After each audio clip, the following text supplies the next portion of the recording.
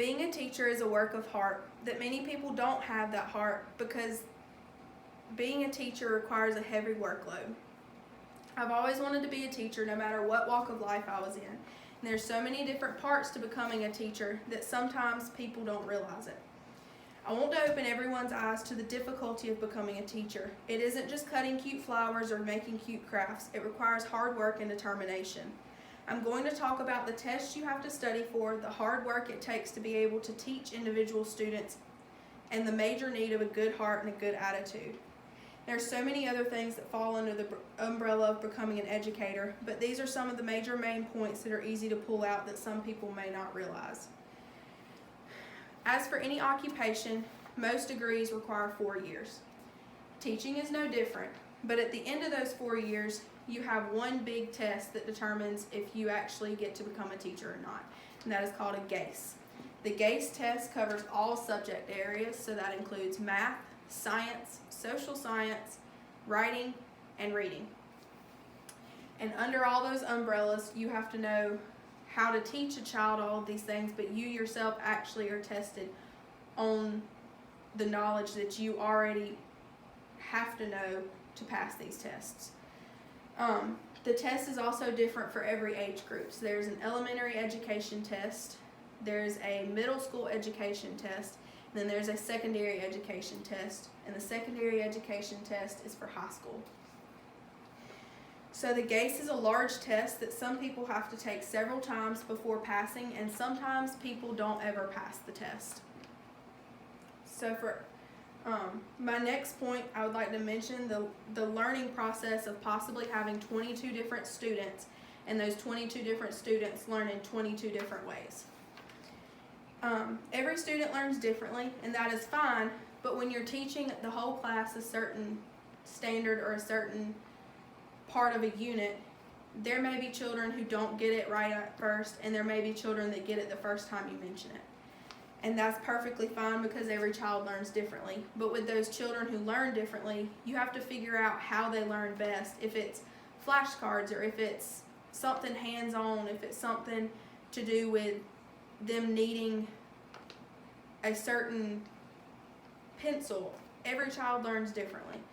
So you have to know how to be able to teach and adapt your curriculum for those 22 different ways. Every child can learn no matter what background they're from, no matter where they are at home. Every child has the right to learn, and every child can learn. You just have to figure out their individual need.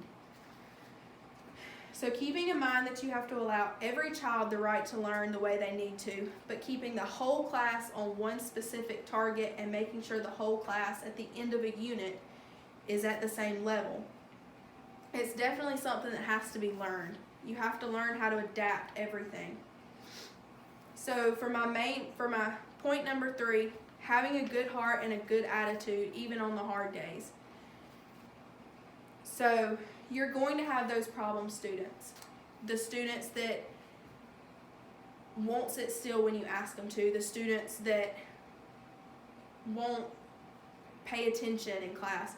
The students who don't care. The students who will tell you that you don't care. You have to have a good heart for those students. You have to have a good heart for the bad days when those students come in, they haven't been fed. They haven't been to the doctor, and you can tell they need to go. You can tell they have not had a shower. You can tell that the child is just flat out hungry. You can even tell the children who have to get themselves up, get themselves dressed, get their other siblings dressed, even if they're in the middle. Sometimes those children are the ones that you have to focus on, and you have to make sure that they're not falling behind just because of something that's happening at home. There are so many different ways that you can reach out and have a good heart for those children, and that's something that every educator may not necessarily have to learn, but it's something through practice, it's something through being in the classroom where you can reach out to your administration, you can reach out to different organizations or whoever, but the main point about it is you have to learn those organizations and places that you can reach out and places that you can find help for those children. So the next point is there are going to be times you want to give up. You're going to see the child that has the attitude problem. You're going to see him push his desk away, papers go flying, pencils go flying, and they're going to want to get up and walk out of the room. That's when you have to keep your attitude under control, because you could be mid-lesson and they don't get it, so they push everything off their desk and they shut down. That's when you have to be set in your ways, and you have to find that you have to have a good attitude about something to try to turn the situation around and help them in a way where they can understand what they're doing, or they can understand what the process is, or they can understand exactly what they need to. So that's why you have to have a good heart and a good attitude. So I hope I've opened everyone's eyes to the difficulty of becoming a teacher. It's not just cutting out stuff. It's not just making crafts. The hard work and determination that goes into this is something that not everybody has. Not everybody is willing to say, I know that this child has these certain problems, and I know that I'm going to have to adapt my curriculum to that, but I'm willing to do that to allow the student to learn. So I want to close and leave you with this. Studying to be a teacher isn't always cute dogs and rainbows. It takes hard work and determination. Sometimes I feel like people are looked down on because they want to be an educator.